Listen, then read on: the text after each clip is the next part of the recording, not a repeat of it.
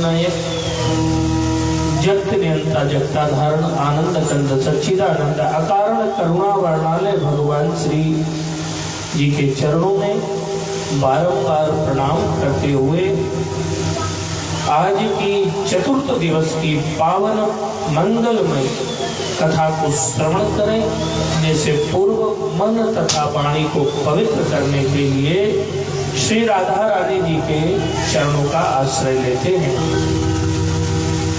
प्रेम से भाव से श्री किशोरी जी के चरणों में प्रार्थना करें कि राधे तो बन भागिनी कौन तपस्या कीनो तीन लोक तारण करण सो तेरे आधीन।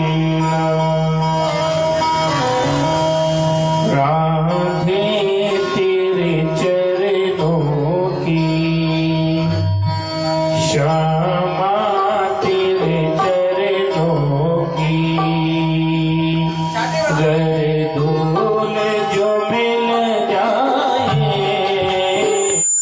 राधे तेरे चरणों की गर धूल जो मिल जाए श्यामा तेरे चरणों की गर धूल जो मिल जाए सच कहता हूँ मैं तो सच कहता हूँ मैं तो तकदीर बदल जाए राधे तेरे चरणों की गर धूल जो मिल जाए श्यामा तेरे चरणों की।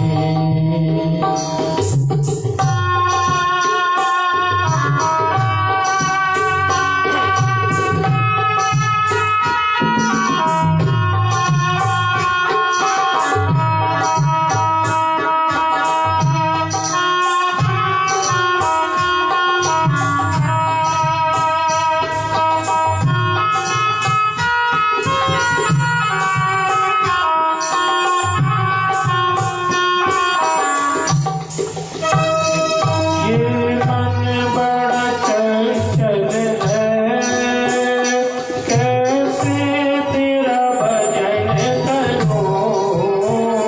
ये मन बड़ा चंचल है कैसे तेरा भजन करूं। ये मन बड़ा चंचल है कैसे तेरा भजन करूं। ये मन बड़ा चंचल है कैसे तेरा भजन करूं। जितना इसे समझता हूँ जितना इसे समझता हूँ उतना ही मचल जाए राधे तेरे चरणों की गर धूल जो मिल जाए श्यामा तेरे चरणों की गर धूल जो मिल जाए राधे तेरे चरणों की।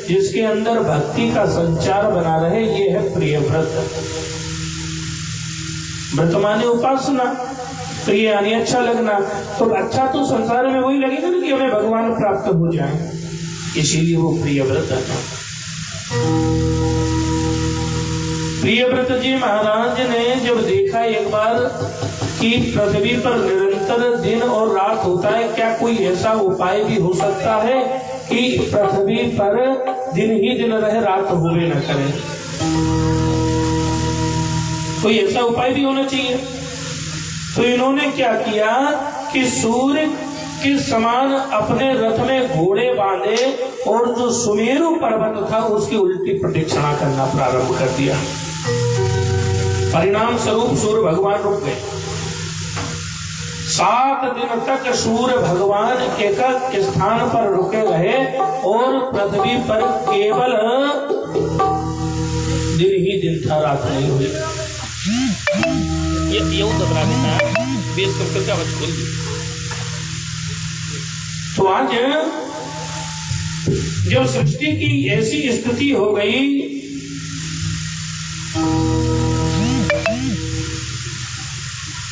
स्थिति ऐसी हो गई कि दिन ही दिन है, रात नहीं है, तो ब्रह्मा बाबा जी तुरंत पहुंचे प्रियव्रत के पास। कहा भैया ऐसा है कि इस सृष्टि में दिन और रात दोनों की आवश्यकता है, और आप कोई साधारण व्यक्ति नहीं, मनु के वंश में उत्पन्न हो, आप ज्ञान की आप में कमी नहीं है। कि प्रिय व्रतो भागवत आत्मा राम कथम मुनि। आत्मा राम यानी हृदय में भगवान विराजमान है प्रिय व्रत के।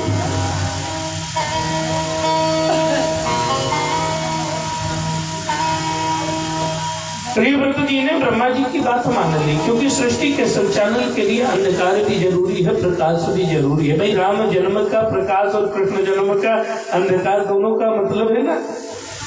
इसीलिए तो भादो के अंधेरिया रात में भगवान कन्हैया जन्मे हैं और चैत्र मास में भगवान दिन में राम जी जन्मे हैं।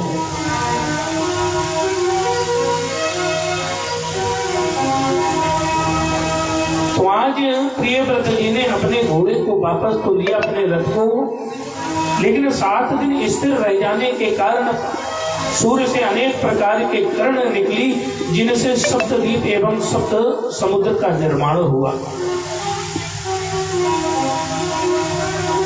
शाकल्य, पुष्कर, जम्बू आदि सप्तद्वीप थे। हम जो द्वीप में रहते हैं उसका नाम क्या है? हम जो द्वीप में रहते हैं इसका नाम जानते हैं? इसका नाम है जम्बू द्वीप। ये भी ध्यान रखना है कि कहाँ हम रहते हैं। जम्बू द्वीप में रहते हैं। जम्बू द्वीप है भारत वर्ष से आर्यवर्त क्षेत्र अंतर्गत अयोध्या जनपद है। तब रुद्रावली है ना।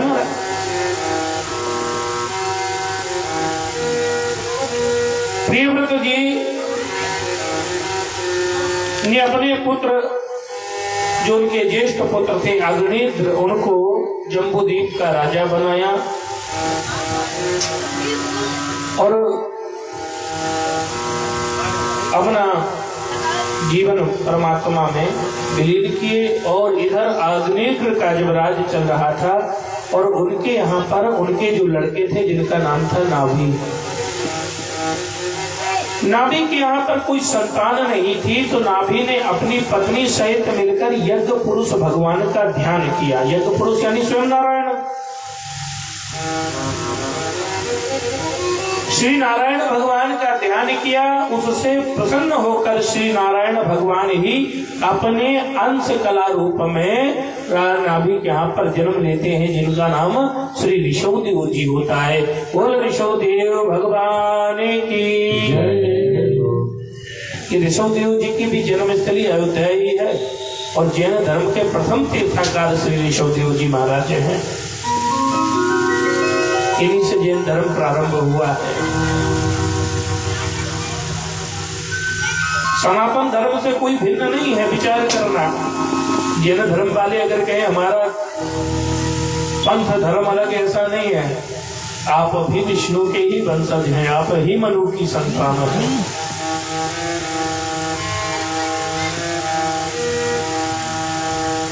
श्री ऋषभदेव जी महाराज इस पृथ्वी पर राज्य करते हैं। ये ऋषभदेव जी वही हैं जब पृथ्वी पर अकाल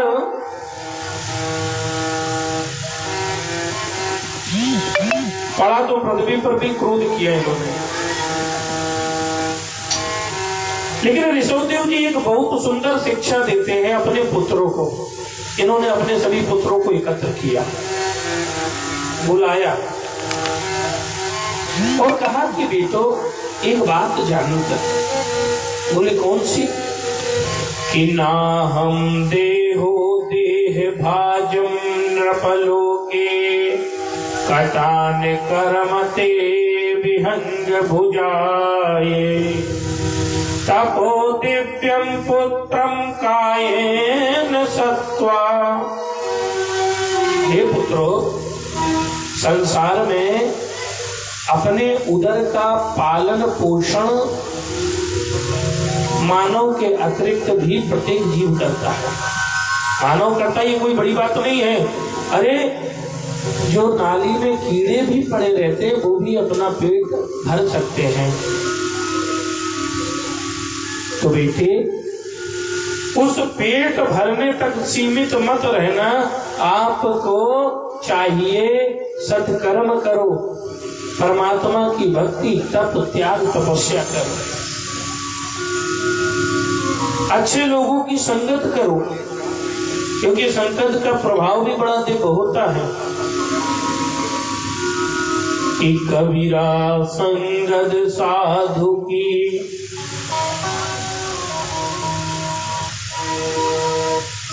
कबीरदास जी ने भी कहा ना कि साधु की संगत करे।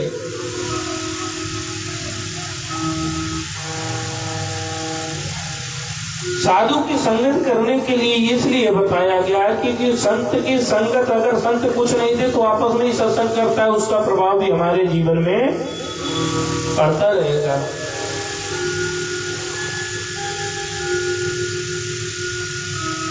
जैसे कोई इत्र बेचने वाला है, हम इत्र खरीदे ना उससे, लेकिन उसके पीछे चले जाएं तो हमें इत्र की खुशबू जरूर मिलती रहेगी। संगति का असर सबसे बड़ा है। अच्छी संगत है तो जीवन अच्छा बन जाएगा, और बेकार संगत है तो जीवन नरक बन जाएगा भैया।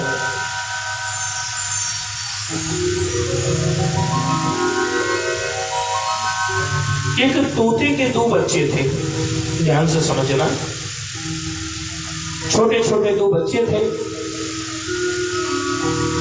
और एक बच्चा एक साधु के यहाँ पर पला और एक बच्चा तोते का एक कसाई के घर पल गया। दोनों जो बच्चे बड़े हुए तो बाजार में वह दोनों बच्चे को बेचने के लिए साधु ने भी भेज दिया और कसाई ने भी भेजा। अब जो साधु के यहाँ पर पला था उसकी जो रेट लिखी थी एमआरपी, कहा कि ये तोता 1 लाख का है। अब एक राजा उधर से निकला और उसने देखा कि 1 लाख का तोता, जरूर कुछ खास बात होगी, लाओ इसे खरीद ले। राजा ने तुरंत 1 लाख का वो तोता खरीद लिया और जैसे ही आगे बढ़ा राजा तो उसने देखा कि एक तोता तो 50 रुपए में मिल रहा है। राजा ने देखा दोनों तोते देखने में बिल्कुल एक जैसे हैं, ये 50 रुपए का मिल रहा है, चलो इसे भी खरीद लेते हैं। अब राजा ने वो भी तोता खरीद लिया। अब जब राजा ने दोनों तोतों को खरीदा तो देखो एक भाव कैसा होता है कि जो महंगी चीज होती है उसकी हिफाजत भी बड़ी व्यवस्थित करना पड़ता है। तो जो सोने का तोता था, तो जो 1 लाख का तोता था उसे सोने के पिंजड़े बनवाया और सोने के पिंजड़े में राजा ने अपने कमरे में लगा दिया। और जो 50 रुपए में तोता था उसे एक लोहे के पिंजड़े में द्वारे टांग दिया।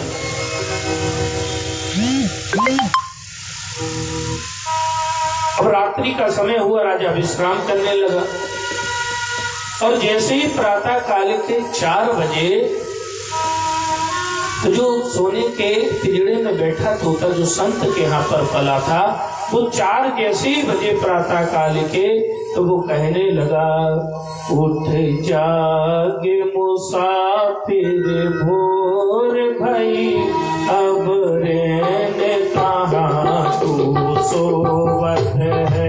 उठ जाग मुसाफिर रहने भई, अब रहने कहाँ जो सोवत है। उठ जागे मुसाफिर भोर भई, अब रहने कहाँ तू सोवत है। उठ जाग मुसाफिर भोर भई, अब रहने कहाँ जो सोवत है। हरि जागत है तो सोवत है, हरि जागत है तो सोवत है। अब जाग मुसाफिर भोर भई, उठ जाग मुसाफिर भोर भई। बड़ा सुंदर भाव तुका रखे है। राजा तुरंत अचानक आंख खुल गई। राजा की अचानक आंख खुली तो राजा ने कहा, ये बात बिल्कुल सही कह रहा है, क्योंकि जीवन भर में सोया हूँ। जीवन भर में कैसे सोया हूँ, मोह निशा में बीत गई मेरी पूरी जीवन। अब मुझे जागना चाहिए, चेतना चाहिए। तो राजा बड़ा प्रसन्न हुआ कि ये तो तोता बड़ा सुंदर है। क्यों? क्योंकि ये तोता सवेरे ही जगाता है और बड़े सुंदर सुंदर भजन गाता है। राजा तुरंत उठा, स्नान ध्यान किया और राजा स्नान ध्यान कर कर जैसे ही महल के बाहर निकला तो जो 50 रुपए वाला तोता लोहे के पिंजड़े में था, राजा उसके पास से निकला। बस राजा को देखते ही तोता बोला, काटो मारो, काटो मारो। राजा ने कहा, ये क्या कह रहा है? कि 50 रुपए वाला तोता तो कह रहा है काटो मारो। और राजा ने कहा कि भैया ऐसे निकाल दो यहाँ से। तो कहने का अब पराय जैसी संगत है उसी प्रकार से जीव के गुण भी आ जाएंगे। आज भरत जी महाराज, आज ऋषभदेव जी महाराज अपने पुत्रों को ये सुंदर उपदेश दे रहे हैं। अंत में श्री ऋषभदेव जी महाराज अपने ज्येष्ठ पुत्र श्री भरत जी महाराज को राज सिंहासन दिए और स्वयं वानप्रस्थ और संन्यास के लिए निकल दिया। भरत जी महाराज ने भी बड़े आनंद के साथ जब तक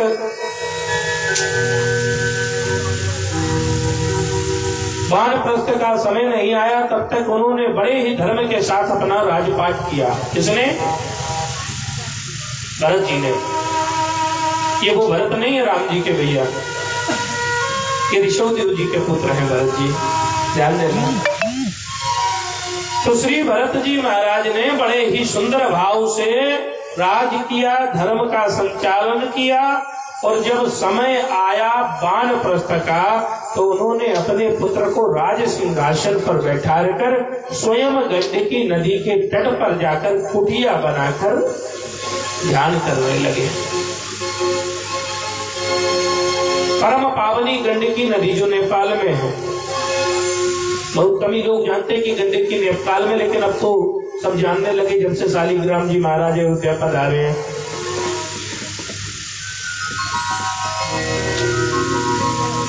गंडकी कौन थी? गंडकी के जन्म का इतिहास, गंडकी एक वैश्या थी।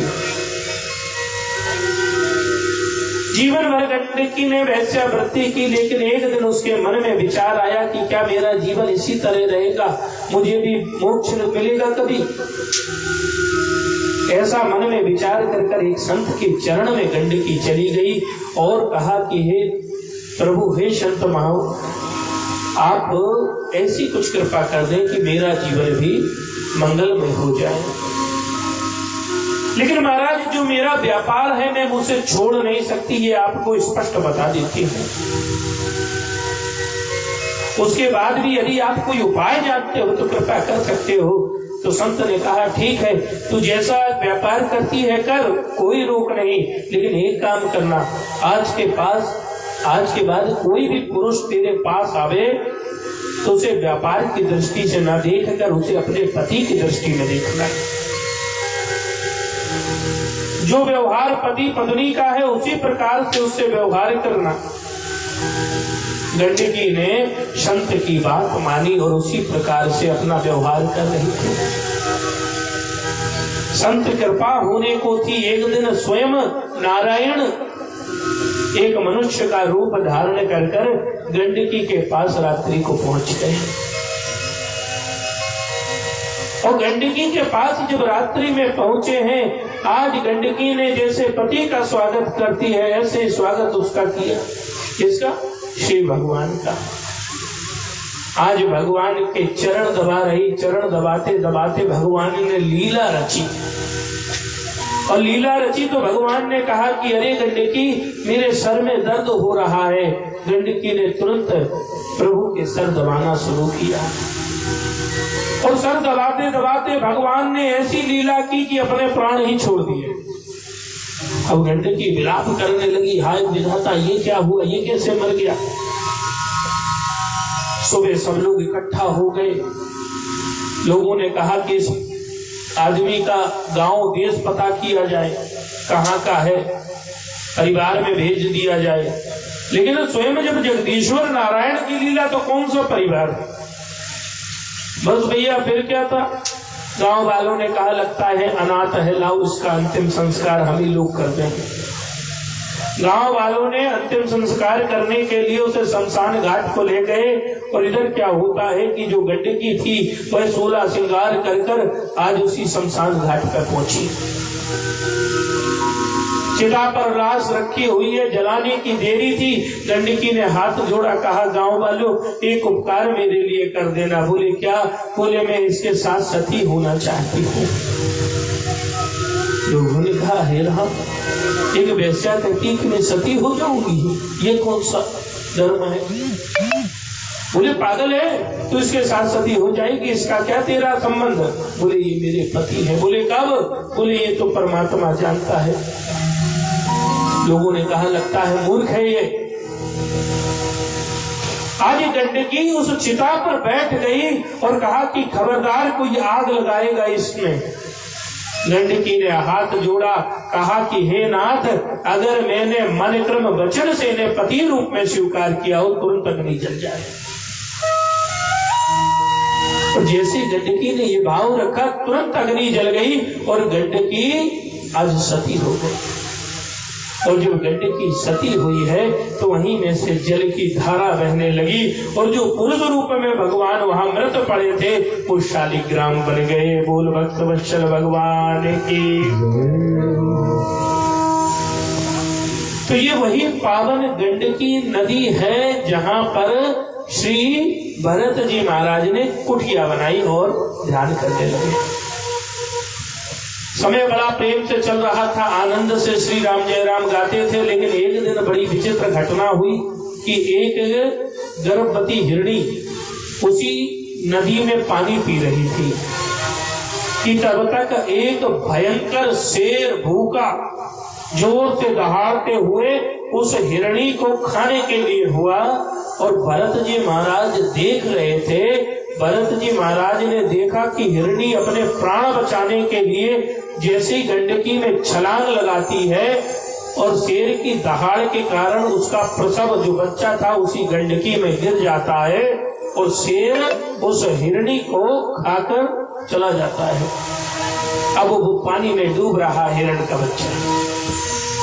श्री भरत जी महाराज ने उस हिरण के बच्चे को बचा लिया और बड़े प्रेम से अपने अंग वस्त्र से उसको पोछा, नहलाया और लेकर अपनी कुटिया में आ गए। अब तो भैया भरत जी महाराज जो सुबह संध्या माला जाप करते थे वो माला छोड़कर केवल उस हिरण के बच्चे में लगे रहते थे। हिरण के बच्चे में दिन भर लगे रहते, नरम नरम दूध लेकर आते थे, प्रेम से खिलाते थे। अब कोई काम नहीं बचा था। एक दिन हिरण के बच्चे को घास लेने के लिए कुटिया से बाहर गए और हिरण का बच्चा कुटिया से बाहर निकला तो हिरणों का झुंड भी निकल दिया। और भैया जब हिरण का झुंड निकला ना तो हिरण के बच्चे ने सोचा कि ये तो अपने समाज वाले लग रहे हैं। कौन लग रहे हैं? अपने समाज वाले।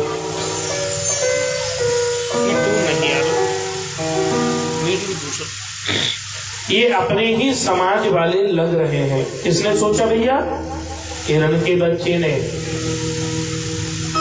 अब हिरण का बच्चा भी उनके पीछे चल दिया, हिरणों के झुंड के। फिर क्या होता है? घास को लेकर जब श्री भरत जी महाराज पहुंचे तो उन्होंने क्या देखा कि कुटिया खाली है, हिरण का बच्चा ही नहीं है। तो भरत जी को लगा कि मेरे ना रहने पर किसी शेर ने इसे खा लिया। अब भरत जी महाराज बड़े दुखी हैं। सुबह संध्या यही चिंता करते कि हिरण के बच्चे को शेर ने खा लिया, क्योंकि मन लगा ना उसके प्रति। कोई भी अपनी प्रिय चीज हमसे दूर हो जाए तो उसका चिंतन तो करते रहते हैं। जबकि हम जानते हैं कि मिलना अब संभव नहीं है, तब भी हम उसका चिंतन करेंगे। इसी प्रकार से भरत चिंतन करते करते प्राण निकल गए। शास्त्रों में कहा गया है कि अंत में जैसी मति हो जाती उसी प्रकार से उसकी गति भी होती है।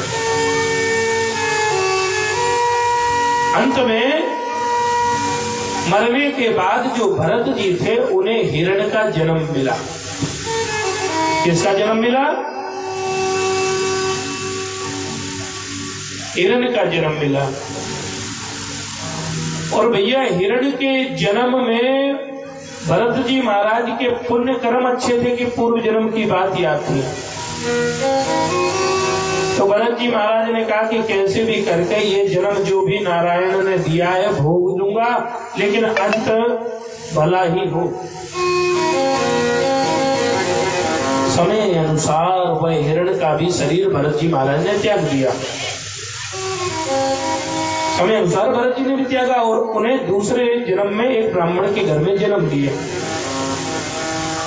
अब ब्राह्मण के घर में जन्म तो लिया, लेकिन पुराने जन्म की स्मृति थी, पुण्य कर्म अच्छे थे ना। फिर क्या होता है कि पुराने जन्म की स्मृति थी तो भरत जी ने कहा कि पिछले 2 जन्मों से मैं भटक रहा हूं। हिरण का जन्म लिया केवल हिरण की आसक्ति करने से, और अब जाकर कहीं मानव शरीर प्राप्त हुआ है, इसलिए इस शरीर में अब भटकने का काम न करूं, ऐसा काम करूं कि मेरा मोक्ष हो जाए। अब ये बात का चिंतन करते हुए बचपन से ही भरत जी महाराज मौन रहने लगे। अब कुछ बोले ना तो घर वाले बोले कि लड़का की बुद्धि मोटी है, दिमाग खराब है, इसका पागल है लगता है। विद्यालय जबरदस्ती भेजा कि जाओ पढ़ने चले जाओ। हल्का इको डालो, इको। विद्यालय भेजा जब, तो विद्यालय जाने के बाद भरत जी महाराज कुछ पढ़वे न करें। गुरु जी महाराज ने सोचा कि सब पढ़ नहीं रहे, लाओ एक काम करो, भरत जी महाराज को उनके घर पहुंचा दे। पिताजी से बता तो दे कि आपका लड़का नहीं पढ़ रहा। नहीं, घर वाले शिकायत लेके पहुंच जाएंगे कि कहा भैया मास्टर साहब आप पढ़ाए का है नहीं। अब भैया भरत जी महाराज के घर पर पहुंचे शिकायत लेकर मास्टर साहब स्वयं, और गुरु जी ने कहा कि ये लड़का पढ़ता बिल्कुल नहीं है। बोले ये लड़का बिल्कुल पढ़ता नहीं है।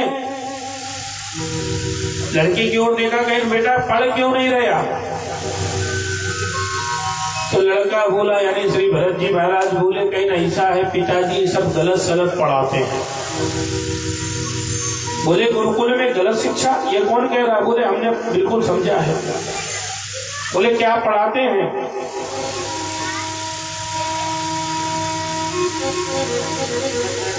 बोले विद्यालय में पढ़ाते हैं का से कबूतर, खा से खरगोश, ये सब तो पढ़ाया जाता है ना। तो पिताजी बोले इसमें गलत क्या है, सही तो पढ़ा रहे, का से कबूतर खा से खरगोश। बोले पिताजी अगर मैंने का से कबूतर खा से खरगोश कहा और नहीं मेरे प्राण निकल गए तो मुझे अगला जन्म वही मिलेगा। पिताजी ने बड़ी तेज डांटा, पागल अभी तो पढ़ने की उम्र है तेरी और तू जन्म मृत्यु की बात करता है। अब पिताजी को क्या पता कि ये 3 जन्म से फंसा हुआ है। तो भैया फिर क्या था, भरत जी महाराज ने कहा कि अब पढ़ने नहीं जाएंगे। बुद्धि जैसे जड़ हो गई हो इसलिए उनका नाम हो गया जड़ भरत। क्या नाम हो गया? जड़ भरत। इनका जोर से बोला करो, हाँ जड़ भरत। अब जड़ भरत जी महाराज जब कुछ करते नहीं बस बैठे रहते और पिताजी भी उनके समय अनुसार जब उनके प्राण छूटे तो अपने बेटों से कहा कि बेटो ये जो तुम्हारा जो छोटा भाई है ये बड़ा ही सीधा है, थोड़ा बाबरा है, बुद्धि मोटी है, इसका ख्याल रखना। बस भैया फिर क्या था, पिताजी उनके गए वैकुंठ और इधर बड़े भाइयों ने तो बड़ी सेवा की, भाइयों का बड़ा स्नेह था, लेकिन उनकी जो भाभियां थी उनका क्या कहना। एक दिन कभी विचार करने लगी, कहीं देखो हमारे पति दिन भर खेत में काम करती हैं और ये घर में पड़ा रहता है और दिन भर खाया करता है, खाते खाते इतना मोटा हो गया है और इसके लिए तो हमें दिन में कम से कम 4-4 बार भोजन बनाना पड़ता है। कितने बार? 4-4 बार। और एक बार में तो कम से कम 10-20 रोटी खा ले। तो भाभियां परेशान थी कि इसको इस तरह से घर में रहना ठीक नहीं है। अब उनको क्या पता कि संसार में खाता वही है जिसका जितना खाता है, अपने खाते से ज्यादा तो कोई नहीं खाएगा। कोई अपने खाते से ज्यादा खा सकता है क्या? जितना भगवान ने उसके नसीब में लिखा उतना ही खाएगा। ऐसी कहानी याद आई कि एक संपन्न परिवार में एक बालक का जन्म हुआ। उसके सब गुण बहुत अच्छे थे लेकिन उसमें एक अवगुण था कि वो खाता बहुत था और इतना खाता था कि घर वालों ने कहा कि एक काम करो, ऐसे निकल ले भैया, अब तुम्हारी सेवा नहीं कर पाएंगे। उसे घर से भगा दिया। अब वो कुछ दूर गया, लौट कर आया, सोचा कि कहाँ जाऊंगा, चलो घर में शायद गुस्सा शांत हुआ हो, फिर से भोजन मिल जाए। घर में पहुंचा, परिवार वालों ने कहा कि अब क्यों आए? बोले हमने सोचा हमें निकाल कर पछता रहे हो ना। बोले यार कोई पछता नहीं रहे, तुम निकल। अब बेचारा दुखी होकर जब चला तो उसने एक आश्रम देखा। क्या देखा? आश्रम। तो द्वारे पर एक संत महात्मा मोटे तगड़े बैठे हुए थे। संत महात्मा मोटे तगड़े होते ही है, अब पतला दुबला संत हो तो भी तो अच्छा नहीं लगेगा।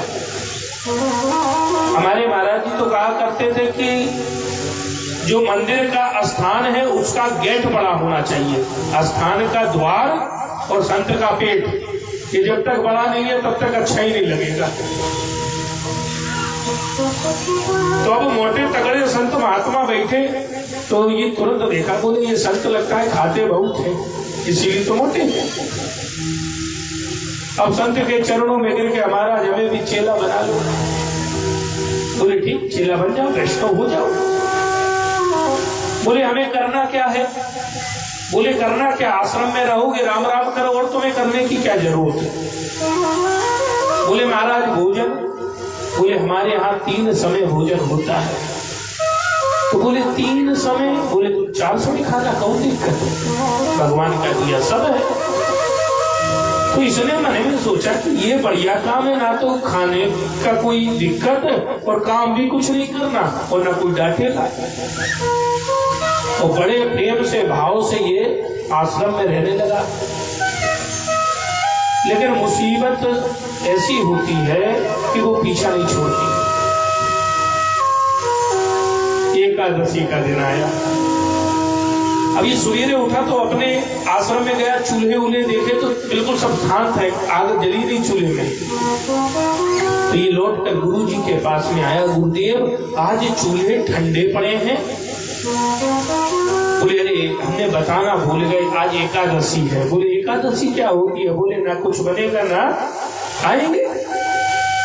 तो इसने हाथ जोड़ा, कहे महाराज एकादशी का व्रत करने के लिए तो और लोग हैं ना, मैं थोड़ी कर पाऊंगा, और अगर आज आपने जबरदस्ती मुझसे एकादशी कराई तो द्वादशी के लिए मैं जिंदा नहीं बचूंगा। गुरुजी महाराज बोले लगता है बड़ा मुश्किल है, दिक्कत ज्यादा है। तो बोले बना लोगे? बोले मरता ना क्या करता, बना लूंगा। तो बोले आश्रम में तो कुछ नहीं बनेगा बेटा, बनाने की संपूर्ण सामग्री लेकर नदी किनारे जाना, प्रेम से बनाना। बस फिर क्या था, इसने भी घी गुड़ आटा सब इकट्ठा किया और नदी किनारे जाने को तैयार हुआ।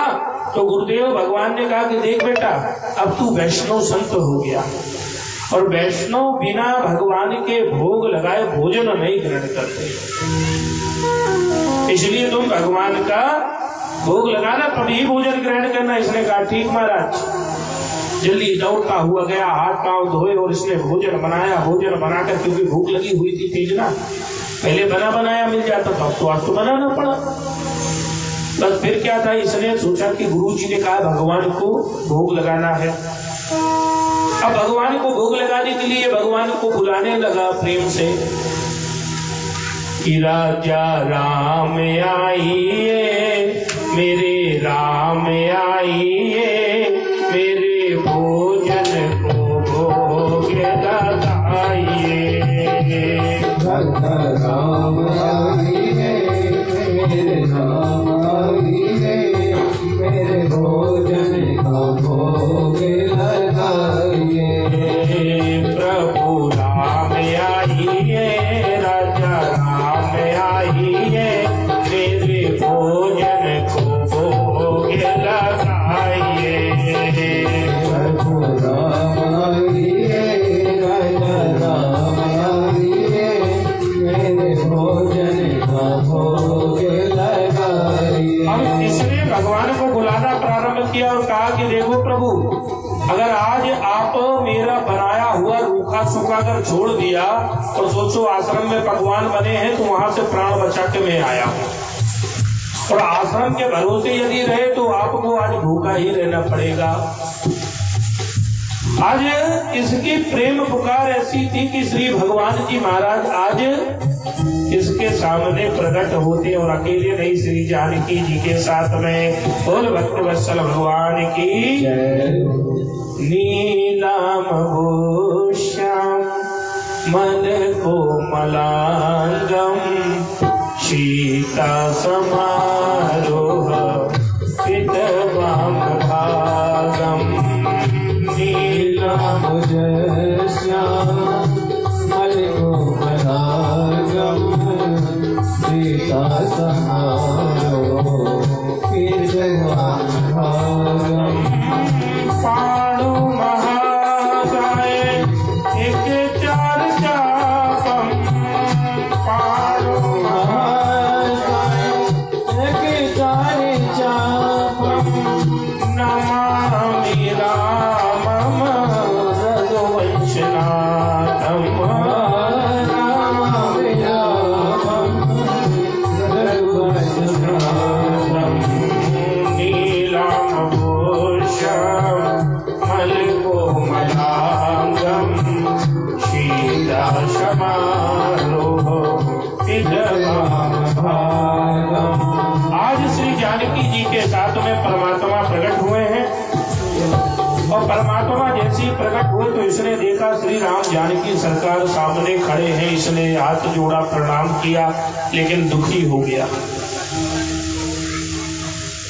आप लोग इधर भी बैठ जाइए, इधर सब बढ़िया व्यवस्था है।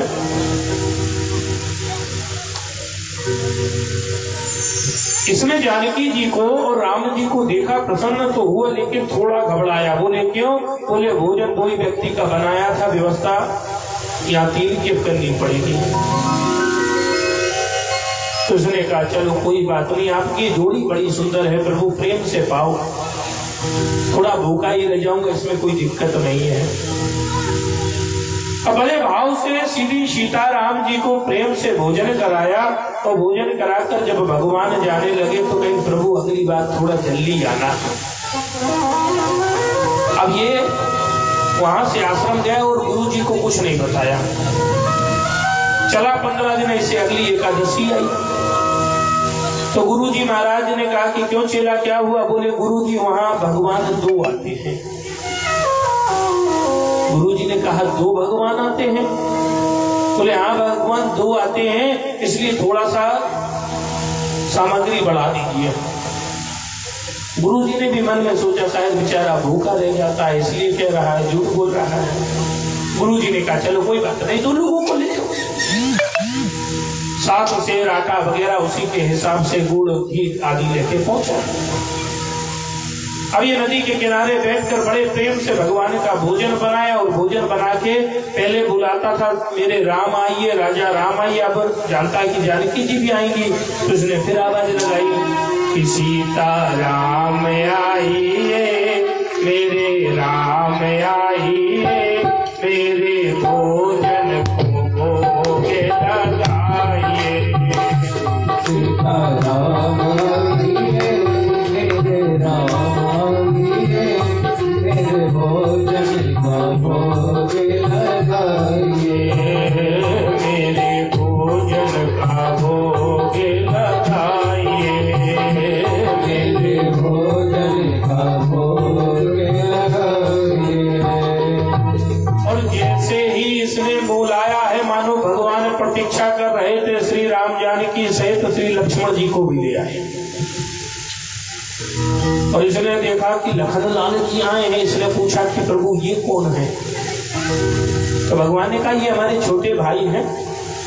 बोले छोटे भाई? बोले ये छोटे भाई आपके सगे हैं?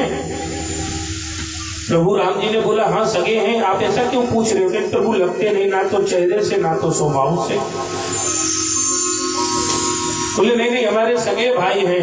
लक्ष्मण जी सोचे कि भगवान आज कहाँ फंसा लाए, ऐसे व्यक्ति का निमंत्रण जो पहले पूछने लगा। बोले प्रभु आज भोजन 2 ही लोगों का बनाया, लेकिन चलो कोई बात नहीं, आप भी आए हो, लक्ष्मण जी आए, चलो प्रेम से खाओ, कोई दिक्कत नहीं, थोड़ा भूखा ही रह जाऊंगा और क्या होगा।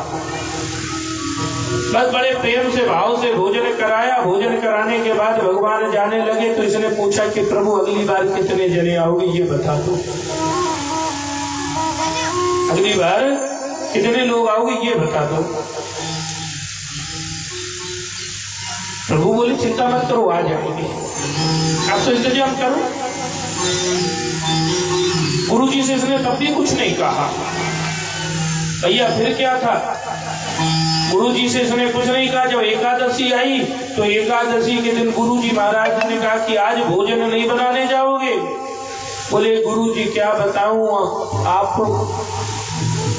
एक भगवान को बुलाता हूं, 2 आते हैं, 2 को बुलाता हूं, 3 चले आते हैं। एक काम करो कुछ और बढ़वा दो, राशन जितना बढ़ सके। गुरु जी ने मन में सोचा कि ये पक्का बेचता होगा, अकेला तो खा नहीं पाएगा इतना। तो गुरु जी ने कहा चलो कोई बात नहीं, इसे एक काम करो दे दो, और इसके पीछे चल के देखेंगे हम लोग कि ये करता क्या है। गुरु जी ने उसे राशन बढ़वा दिया और वो राशन लेकर गया, नदी के किनारे बैठकर प्रेम से भाव से बुलाने लगा। पहले राम जी को बुलाता था, फिर जानकी, और राम जी अब जान गया लक्ष्मण जी आने लगे तो फिर आवाज देता है कि लक्ष्मण राम आइए, सीता राम आइए, मेरे भोजन को भोग लगाइए। लक्ष्मण राम आइए, मेरे भोजन को भोग लगाइए, मेरे भोजन को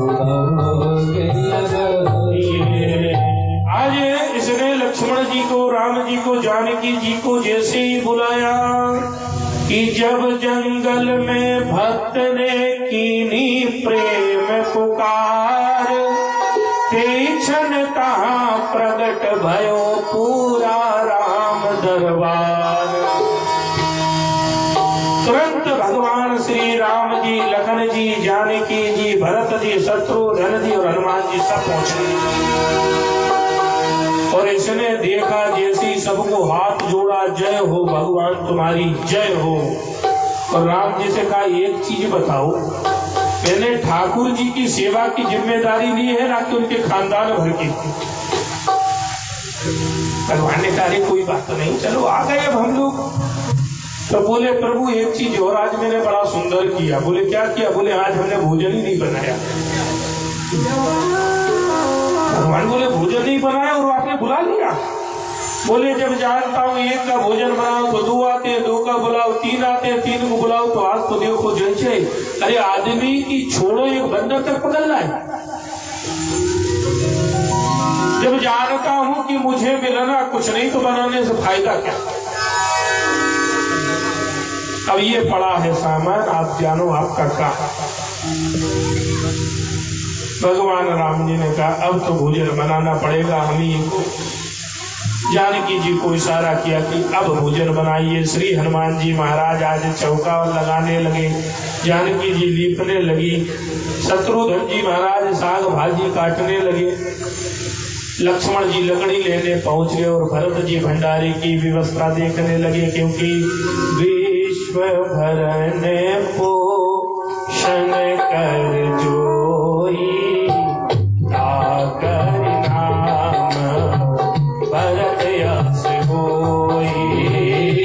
विश्व भरने पोषण कर जोई, आकर नाम भरत यश होई। विश्व का भरण पोषण करने वाले श्री भरत जी महाराज आज भंडारे की व्यवस्था कर रहे हैं। और जैसे ही आज चूल्हे में जानकी जी ने अग्नि को प्रज्वलित किया कि 9 निधि अष्ट सिद्ध और बड़े बड़े संत, बड़े बड़े मुनि आज आसमान से आ गए। माता थोड़ा प्रसाद हमें भी मिले, माता थोड़ा प्रसाद हमें भी मिले। और ये आंख बंद करके बैठा है पेड़ के लगे। किसी ने कहा क्यों आंख बंद करे हो? आंख खोल के देखो। बोले क्या देखे, बनता हुआ देखा भी तो नहीं जा रहा हमसे। और सोचा थोड़ी सी प्रसादी मिल जाए तो ये देखो इतने आकाश में घूमने लगे, अब इसमें तो बचे गए। तब तक भैया गुरुजी आ गए और गुरुजी ने देखा कि चेला पेड़ के नीचे बैठा है, सामग्री रखी हुई है और सोच रहा है कुछ। चेला से बोला कि भाई भोजन नहीं बनाया? बोले गुरुजी आपने तो मेरे पीछे इतने भगवान लगा दिए, देखो। गुरुजी ने कहा हमें तो कोई नहीं दिख रहा। राम जी के सामने गया, हाथ जोड़ा, कहा कि ये तो बड़ी विडंबना हो गई प्रभु। एक तो आपके कारण गुरुजी ने तो एकादशी नहीं करा पाई, लेकिन आपने करा दी।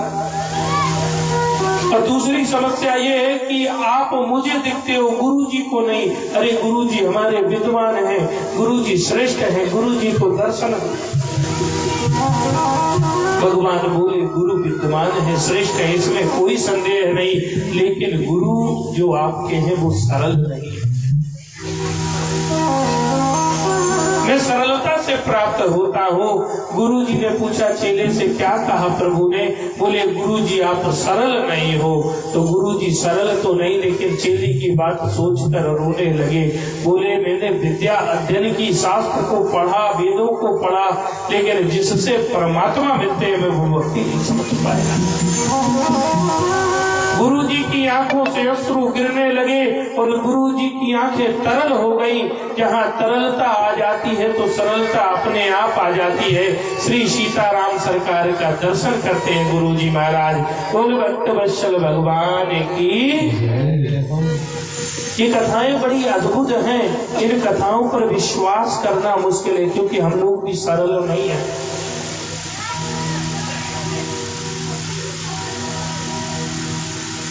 श्री जड़ भरत जी की स्थिति यही थी कि वो उनकी भाभियां सोचे कि ये दिन भर खाता रहता है बस केवल, और इसके पास कोई काम नहीं है, आज आने दो। इसकी शिकायत करते हैं ना, उसे खेत पे उठा ले जाए। कहाँ ले जाए? खेत पे। और जड़ भरत जी को खेत पर काम करना चाहिए। आज सभी उनकी भाभियों ने विचार किया, बस भैया फिर क्या था, सभी के जब पति आए तो शाम के समय सबने कहा देखो आप लोग दिन भर खेत में काम करते हो और ये दिन भर पड़ा रहता है, अरे इसे भी ले जाओ, कुछ नहीं तो वहां पर पक्षी आते हैं दाना खाते हैं, ये भगाया करेगा। भाइयों ने कहा बात तो सही है। सवेरे भरत जी से कहा कि चल भैया खेत में। जड़ भरत जी महाराज खेत पर गए और कहा देख कल इसमें हमने बीज बोए हैं खेत में, चिड़ियां आएंगी बीजों को ग्रहण करेंगी, तो ये काम कर भगाना, चिड़ियों को भगाना। भरत जी महाराज ने कहा ठीक है। आज जड़ भरत जी महाराज चिड़ियों भगाने की ड्यूटी लग गई, डंडा लेकर बैठ गए खेत में और चिड़ियों का झुंड आया, खेतों में दाने चुगने लगा। भरत जी महाराज ने डंडा उठाया और भगाने के लिए जैसे ही हुए तो भरत जी ने मन में विचार किया कि ये चिड़िया तो परमात्मा की है, लेकिन फिर सोचते हैं कि मेरे भाई का खेत है और खेत में जो दाने हैं ये खराब कर देंगी। फिर सोचते हैं कि दाना आया कहां से, दाना भी तो परमात्मा ने दिया है। और बोले खेत भी परमात्मा का ही तो है, जीव का इस संसार में है। जिस जमीन में जीव रहता है, आज मैं रहता हूं, मेरे बाद और कोई रहेगा और कोई के बाद और कोई रहेगा, ना तो वो जमीन कहीं सरकेगी, केवल सरकेगा कौन? जो जीव आत्मा यहाँ से वो चलता रहेगा। जो स्थिर है वो परमात्मा की बनाई हुई कोई भी सत्ता अलग नहीं हो सकती, हट नहीं सकती।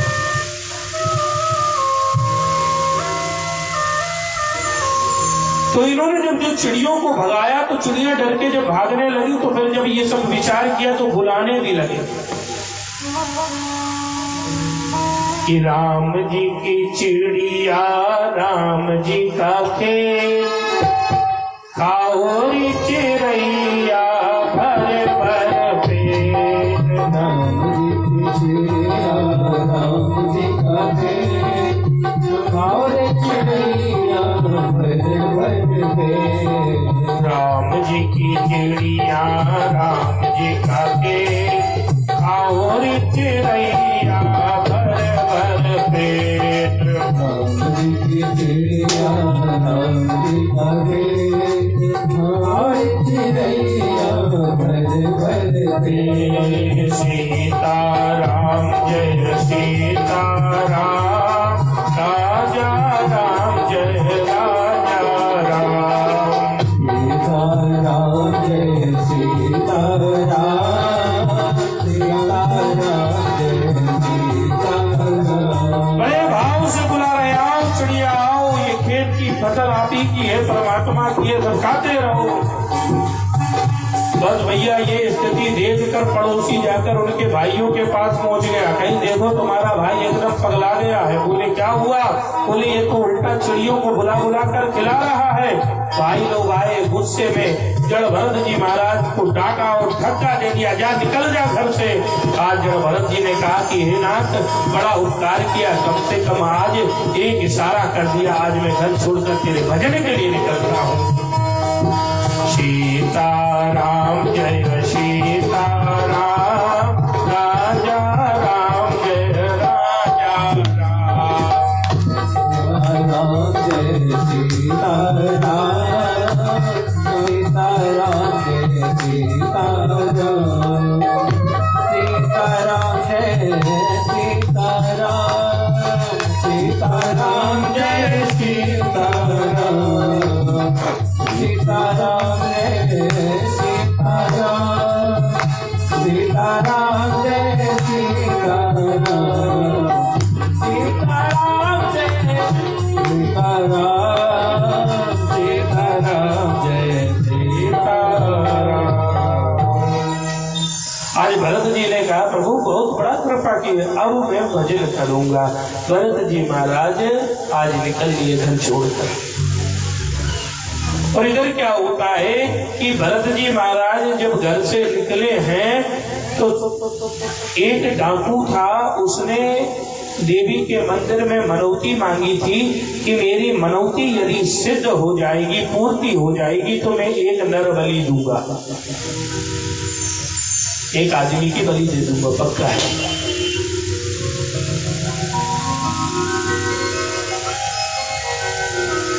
तो उसने जब ये मनौती मांगी और मनौती पूरी भी हो गई, और जब मनौती पूरी हुई है भैया, तो क्या होता है कि उसने फिर एक नर बलि का इंतजाम किया और माता जी को भेंट चढ़ाने के लिए तैयारी करने लगा। लेकिन वो आदमी जिसकी बलि देनी थी मौका देख के निकल गया, और जब बलि भाग गई तो क्या होता है कि उन सेवकों ने जाकर उस डाकू को बताया कि ये बलि जो देने के लिए आदमी लाए थे वो भाग गया महाराज। तब डाकू ने कहा कि देखो दूसरा व्यक्ति तुरंत इंतजाम करो, नहीं तो मैं से किसी एक की दे दूंगा। अब सब लोग डरा गए कि पक्का डाकू है, किसी न किसी को तो मार डालेगा, इसलिए बलि का इंतजाम भी करना है। श्री सुखदेव जी महाराज कहने लगे, राजन, जब बलि का इंतजाम करने के लिए वो डाकू के सेवक आए तो इन्होंने रास्ते में देखा कि जड़ भरत जी महाराज जा रहे थे, और जड़ भरत जी महाराज जी को जब देखा तो जड़ भरत जी महाराज से बोले कि चलो। जड़ भरत जी ने कहा ठीक चलो, ये भी नहीं पूछा कहाँ चलना है, उन्होंने कहा चलो तो चलो, बात करते गए। जड़ भरत जी को बढ़िया स्नान कराया, नए नए वस्त्र दिए, बोले क्या खाओगे? जड़ भरत जी ने सोचा कि जो भी खिला दो कोई दिक्कत नहीं, घर में तो रूखा सूखा खा रहे थे। बोले बताओ क्या खाओगे? बोले आपकी जो इच्छा। सुंदर सुंदर बड़ी स्वादिष्ट पकवान लेके आए। बड़े भाव से जड़ भरत जी ने वो पकवान ग्रहण करे और प्रसन्न है परमात्मा, आज बड़े जब से पैदा हुआ हूँ अब जाके ठीक ठाक भोजन भी मिला। जड़ भरत जी महाराज ने जब भोजन किया तो डाकू आया और कहा कि ये बलि ठीक है, क्योंकि प्रसन्न आत्मा है, दुखी बलि भी माता नहीं ग्रहण करती, ऐसा लोगों का भाव था। जबकि शास्त्र में कहीं कहीं जहां नर बलि ये सब राक्षसी कार्य है। आज जड़ भरत जी महाराज से कहा कि चलो हमारी कुल देवी को प्रणाम करो। कुल देवी के समीप में लेकर जड़ भरत जी महाराज को पहुंचा डाकू, और उसने तलवार निकाली और जड़ भरत जी से कहा कि सर को झुकाओ, माता को प्रणाम करो। जैसे ही तलवार जड़ भरत जी प्रणाम करते हैं, डाकू तलवार निकालता है और तलवार निकाल कर जैसे ही मारने को होता एकदम जोरदार बिजली चमकी है। एक जोरदार बिजली चमकने के बाद जोर से टंकार हुई है। माता भगवती दुर्गा का जो प्रतिबिंब था एकदम से फटा है। अष्टभुजी रूप धारण करते हुए खप्पर लिए भगवती काली प्रकट हो जाती है और उस राक्षस उस डाकू का संहार कर देती है। बोल भक्त वत्सल भगवान की। आज डाकू का संहार किया है भगवती ने, और जड़ भरत जी महाराज के मस्तक पर हाथ फेर कर कहा, बेटे इस तरह की सीधा पर भी ठीक नहीं है। आज जड़ भरत जी महाराज वहां से निकले हैं, और इधर एक राजा था सिंधुवीर देश का, जिसका नाम था रहुगण। राजा रहुगण था तो बड़ा धर्मात्मा राजा, लेकिन भैया रहुगण धर्मात्मा होने के साथ साथ उसमें एक अहंकार था। राजा रहुगण में अहंकार था सत्संग का। राजा रहुगण कहता था कि मैं सत्संग केवल कपिल भगवान के यहाँ ही सुन पाऊं और किसी वक्ता की आवाज ही पसंद नहीं है। राजा रहुगण आज सत्संग श्रवण करने के लिए पालकी पर सवार होकर पहुंचा।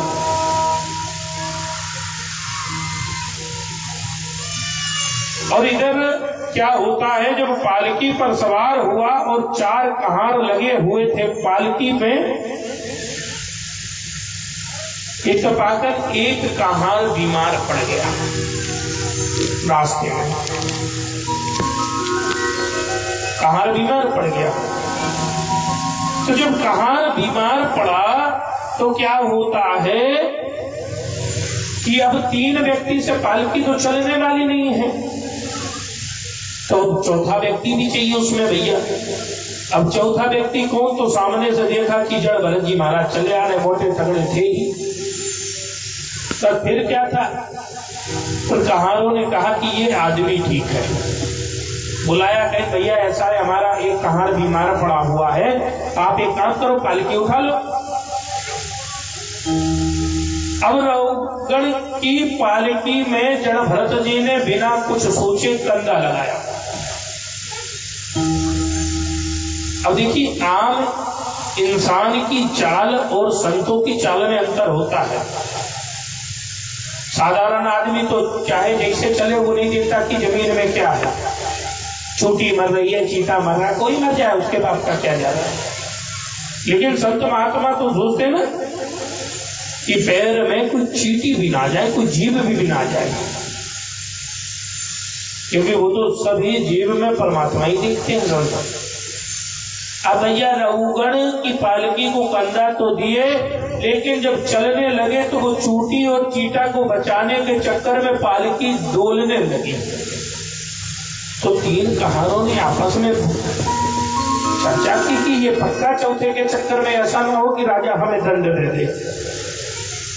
तो एक ने चुप्पे से कान में कहा पालकी में जाकर कि महाराज हमारी कोई गलती नहीं है, ये जो चौथा कहार लगा हुआ है थोड़ा डिस्टर्ब कर रहा है। अच्छा चलो कोई बात नहीं, देखते। और पालकी को आगे बढ़ाने लगे, चलने लगे। आगे जैसे ही चलने लगे तो भरत जी के पैर के आगे एक बहुत लंबी चूटियों की लाइन जा रही थी। तो भरत जी महाराज ने विचार किया कि दाएं बाएं अगर हुए तो चोटी कोई ना कोई तो मर जाएगी, पक्का, इसमें कोई शंका नहीं है, इसलिए लोग छलांग लगा दें। क्या कर दें? एकदम से जोर से कूद जाए, कम से कम ये चोटी तो ची रहेगी। और भैया एकदम जोर से चोटियों को बचाने के लिए कूदे हैं, पालकी उठ गई आगे से, और जैसी उठी तो पालकी का जो पिछला सिरा था राजा रउगण के सर पे लगा। राजा रउगण क्रोध में आया और कहा कि अरे पालकी को रोको। बोले कौन ये मूर्ख कहार पकड़ लाए, कहां से, इसे चलना भी नहीं आता। राजा रउगण निकला पालकी से और देखा कि सामने जड़ भरत खड़े हैं, शरीर थोड़ा सा मोटा तगड़ा था ही। तो रउगण उनका अपमान करने लगा, और अपमान ऐसा करने लगा कि भैया इसको पकड़ लाए, ये दुबला पतला और ऐसा लगता है कि बीमार। अरे इसको पालकी में लगा दिया, हो सकता है इसके प्राण भी निकल जाए, ऐसे बीमार दुखी को लगाते हो।